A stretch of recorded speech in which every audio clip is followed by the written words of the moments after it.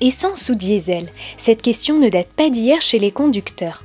Entre info et intox, le sujet est plus que jamais au cœur des préoccupations, notamment avec la hausse de taxation des carburants. De ce fait, il n'est pas toujours facile pour les consommateurs d'arrêter leur choix. Kilométrage, tarifs, gestes écologiques, de nombreux facteurs entrent en ligne de compte. L'essence est-elle vraiment plus chère? Le diesel est-il plus ou moins polluant? Chez Renault Côte d'Argent à la Teste, on croit aux vertus écologiques et économiques du diesel.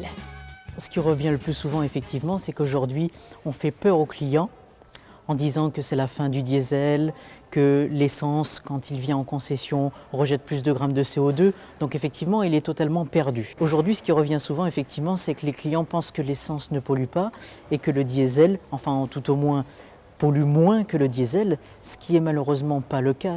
Tout simplement parce qu'aujourd'hui, tout ce qui est bonus et malus sont calculés sur des grammes de CO2 rejetés. Et il se trouve que quand vous allez en concession, que vous regardez les étiquettes, à ce moment-là, vous vous apercevez que le diesel se retrouve avec des émissions de CO2 en moyenne de 15% inférieures à celles de l'essence. Ce qui prouve bien effectivement qu'on peut se retrouver rapidement avec un malus écologique en achetant une essence alors qu'elle est neutre sur une diesel. Nous, ce qu'on pense aujourd'hui de ces alternatives, c'est que le diesel, même si on dit oui, c'est la fin du diesel, il faut stopper le diesel, nous on dit quand même à nos clients, et c'est une réalité, c'est-à-dire que quand vous faites un plein de diesel, même si le diesel au litre est au prix de l'essence, qui est le cas depuis quelques jours aujourd'hui en France, quand vous faites un plein de diesel, vous ne faites pas la même autonomie.